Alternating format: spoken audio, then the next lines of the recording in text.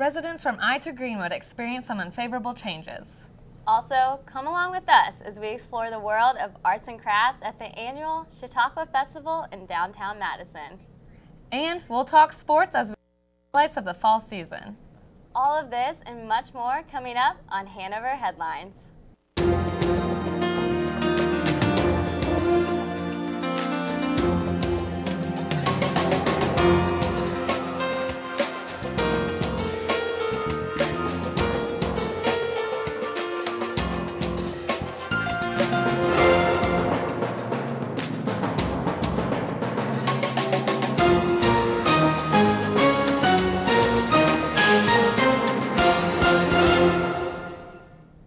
Hello, welcome to Hanover Headlines, where we bring you the latest news on Hanover's campus. I'm Hannah Taylor. And I'm Kylie Thomas. Thanks for joining us.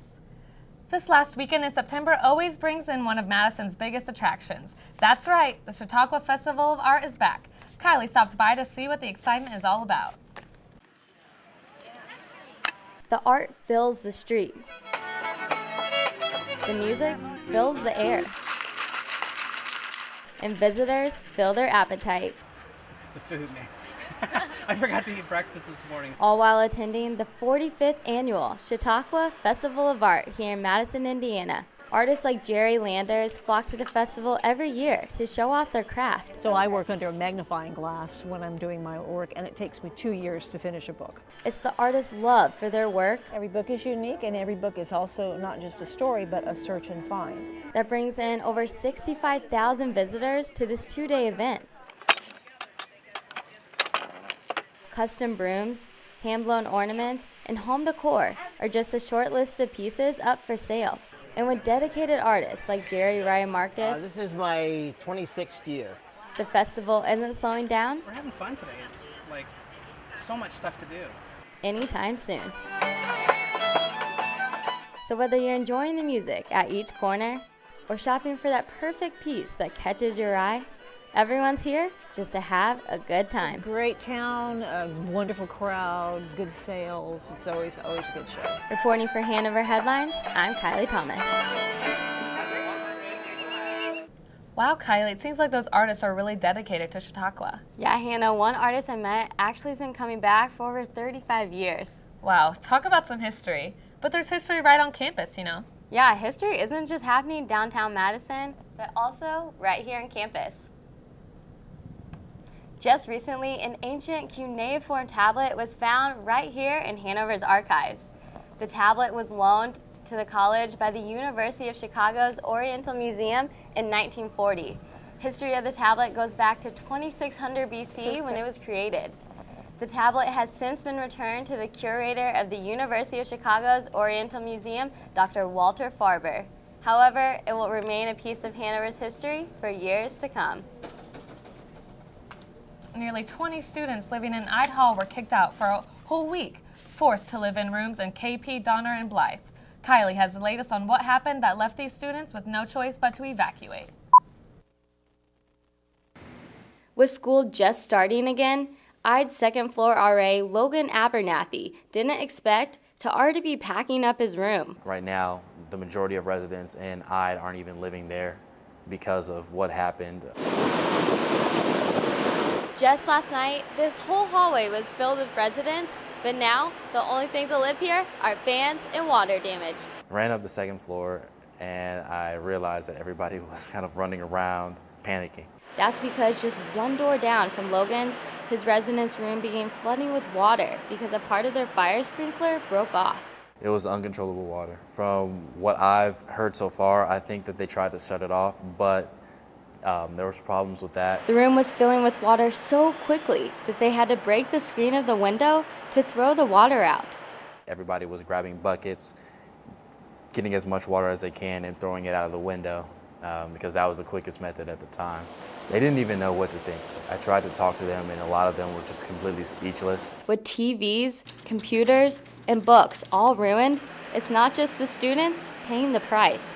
Now, the emergency relief company ServPro has industrial fans and dehumidifiers lining every room and hallway to fight the water damage. ServPro employees say the service is costing the school nearly $5,000 a night, with a grand total of around $20,000 by the end of this week. It's just a crazy situation where a lot of things have to be taken care of. And with residents unsure of when they can move back into their rooms, Hours of sleep lost, sleeping on the couch. We're kind of all spread out right now. the fans will continue to run. The rooms will stay vacant. Reporting for Hanover Headlines, I'm Kylie Thomas. So have the residents been able to move back in yet? Yeah, Hannah, they actually were just able to move back in just this past Monday. Logan told me yesterday that the musty smell is finally gone and it's actually cleaner than they left it. Well, I'm glad to hear they've got that taken care of. Yeah, me too. IDE residents aren't the only ones who have been faced with some unexpected changes here on campus. Students living in dorms on campus are used to having RAs in each hall, but this year, Greenwood residents are also expected to see RAs doing rounds right on their sidewalk. It's no secret that this school year has brought many changes to Hanover's campus. Some, however, are not so popular among the student body. Greenwood apartments have always been upperclassmen living, with little to no supervision. Until this year, that is. Greenwood now sits under the watchful eye of the RAs who are responsible for doing rounds through the apartments, just like they do through traditional dorms on campus. Lindsay Falstick, Director of Resident Life and Leadership, says there should be no problems if students are being reasonable. Sort of a safety and security piece, but of course, if you have an RA walking through, if they see something, they have to address it. Falstick says she hopes to see a positive outcome from this new change. Help people learn how to live in community, hold each other accountable. Students like Maddie Bogan say RAs are not operating the way they should be. I feel like the RAs are making a point to try to seek out trouble rather than to seek out safety. And that shift in focus, to me, puts the residents at odds with the RA and loses that trust. Students who live in suites or apartments on campus all have to sign a contract upon moving in. Knowing the contents of that contract is vital for students who want to stay out of trouble. If you are of age and you have your over 21 ID and you want to have beer and friends, do it. Go for it. No problem there, but just be reasonable. Lindsay Falstick wants students to know that she is not here to ruin anyone's fun.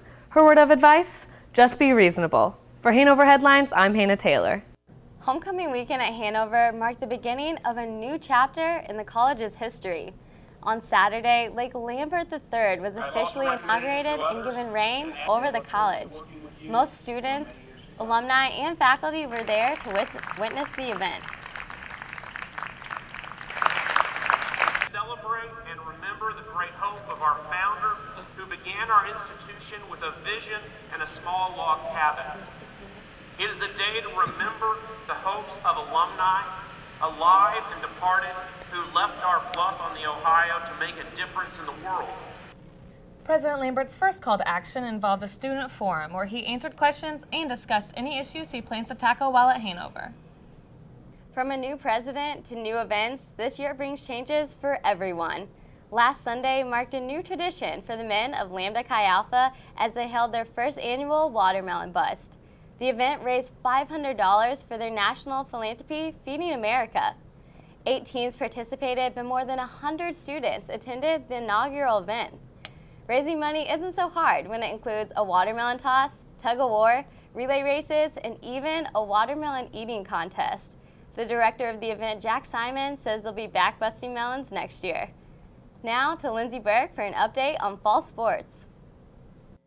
Everyone knows that the athletes put a lot of time into their sports here on campus, but when does that hard work start? I heard news that the softball team was putting in a lot of time that's going to help them now and possibly get recruits. I decided to head out to their field and check it out for myself.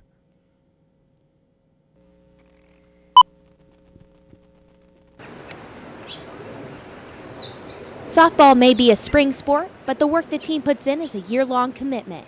Expectations are rising after last year was a year full of new things for the Hanover College Panthers softball team. Cobb Speedell Stadium was completed, and the Panthers had a very successful season. One of the new expectations for the team are camps for prospective players. The first ever Panther softball camp happened on September 27th, and the plan is to have more in the future. I enjoyed being out there with the pitchers because I'm a pitcher myself, and I was able to give helpful tips to the other pitchers here today. The high school girls who attended weren't just getting tips, they were also being evaluated in order to give them a better idea on what to work on. When I talked to the Panthers, they seemed eager to help out the potential recruits. I think that they're going to be able to get a lot of constructive criticism today and a lot of advice because we've been through what they're going through right now. So. Last season, the Panthers finished up with their most successful season to date. They made it all the way to the conference tournament, which is the first time in over 10 years. They made it all the way to the championship game, ultimately falling short to Anderson University. The hope is that camps like this are going to bring in new talent and new prospective students to the Hanover Panther softball team. For Panther Proud, I'm Lindsay Burke. Life is back in full swing, and that means fall sports are back in action also. The campus and the football team celebrated homecoming this past weekend. Although the team did not come out on top, the campus was not short with school spirit. The Panther football team will be back in action this week to take on Mount St. Joseph. Men's soccer is off to a great start, and they're currently undefeated in conference play. Their most recent win was against Earlham, 2-0. In women's action, the soccer team has 7 wins so far and is also undefeated in the conference. They'll be back in action at Manchester and Mount St. Joseph this week. And volleyball has no losses in the conference and has a great winning record. With about half the season left to play, we're excited to see how the Panthers finish up their seasons. That's all for sports. Back to you, Hannah. And that's the latest news around campus. Thanks for tuning in as we brought you your Hanover headlines. I'm Hannah Taylor. And I'm Kylie Thomas. Thanks for joining us and have a great day.